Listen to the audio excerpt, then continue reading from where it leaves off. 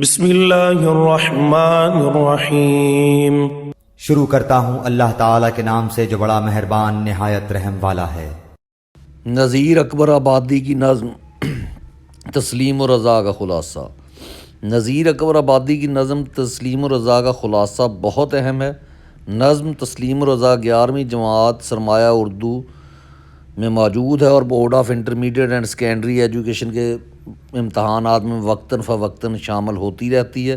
تو اس کا لکھنے کا طریقہ یہ ہے کہ سب سے پہلے شاعر کا نام نذیر اکبر آبادی، ہیڈنگ دیں تسلیم و رضا، یہ نظم کا نام اور خلاصہ۔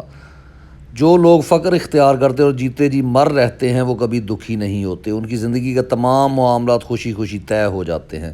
آسودہ حالی میں تو خوش ہوتے ہی ہیں، تنگ دستی میں بھی ملال نہیں کرتے، زندگی کے نشیب و فراز ان کے اعتدال میں خلل نہیں ڈال پاتے۔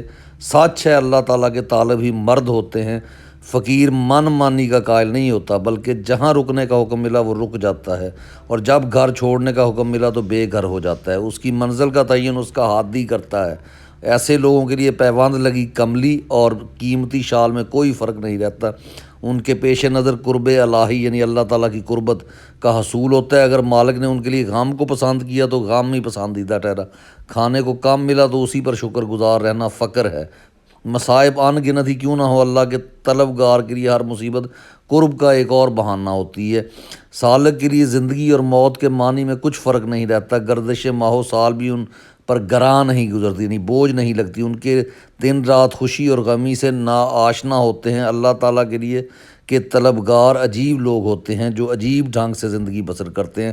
خدا کے یہ دوست نہ نوری ہوتے ہیں نہ ناری ہوتے ہیں، یہ وہ خاکی ہیں جو ہر لمحے خوشی کے ساتھ زندگی بسر کرتے ہیں۔ Any question or suggestion, you may text on 0346 7178157.